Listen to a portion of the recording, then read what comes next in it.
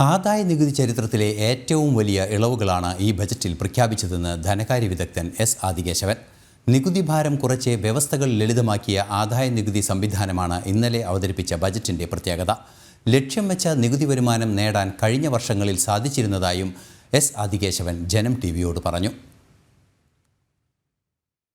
പരിധി ഇൻകം ടാക്സിൻ്റെ കൊടുക്കേണ്ടതിൻ്റെ ആവശ്യമില്ലാത്ത ഇൻകത്തിൻ്റെ ആദായത്തിൻ്റെ പരിധി 7 ലക്ഷത്തിൽ നിന്നും 12 ലക്ഷമായിട്ട് ഉയർത്തിയിട്ടുണ്ട്. അതിൻ്റെ അർത്ഥം 12 ലക്ഷം വരുമാനമുള്ള വ്യക്തികൾക്ക് ഒരു രീതിയിലുള്ള ടാക്സും കൊടുക്കേണ്ട ആവശ്യമില്ല.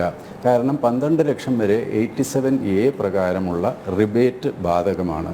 12 ലക്ഷത്തിൽ കവിഞ്ഞുള്ള ആദായം അല്ലെങ്കിൽ വരുമാനം ഉണ്ടെങ്കിൽ അവർക്ക് ഈ സ്ലാബിൽ നിഷ്കർഷിച്ചിട്ടുള്ള നികുതി തന്നെയാണ് അവർക്ക് ബാധകമാവുന്നത്. ഉദാഹരണമായിട്ട് ഇന്നിപ്പോൾ ചോദിച്ച് 13 ലക്ഷം ഒരാൾക്ക് വരുമാനമുണ്ടെങ്കിൽ എത്ര നികുതി കൊടുക്കേണ്ടി വരും? അദ്ദേഹത്തിന് കൊടുക്കേണ്ടി വരുന്ന നികുതി എന്ന് പറയുന്നത് 4 to 8 5%. അദ്ദേഹത്തിന് 4 ലക്ഷം വരെ നികുതി 0% നികുതിയില്ല. 4 to 8 ലക്ഷം വരെ 5%, 8 to 12 10%, 12 to 13 അല്ലെങ്കിൽ ആ 1 ലക്ഷത്തിന് 15%. അപ്പോൾ 60,000 പ്ലസ് 15 75,000 രൂപ അദ്ദേഹത്തിന് നികുതി വരുന്നു. മറ്റൊരു രീതിയിൽ പറയുകയാണെങ്കിൽ ഈ നികുതി ഇളവിൻ്റെ റിബേറ്റിൻ്റെ ആനുകൂല്യം 12 ലക്ഷം രൂപ വരെ മാത്രമേ കിട്ടുന്നുള്ളൂ. ഇനി ഒരു കാര്യം കൂടി ഇതിനനുബന്ധമായിട്ട് പറയേണ്ടി വരും, ക്ലാരിഫിക്കേഷൻ. ഈ ചില ഇൻകം ഇപ്പോൾ 12,50,000 ആണെന്നുണ്ടെങ്കിൽ നികുതി കാൽക്കുലേറ്റ് ചെയ്ത് വരുമ്പോൾ അദ്ദേഹത്തിന് 12 ലക്ഷത്തിൽ കൂടുതൽ എത്രയാണോ സമ്പാദ്യമുള്ളത് 50,000 ഉള്ളൂ.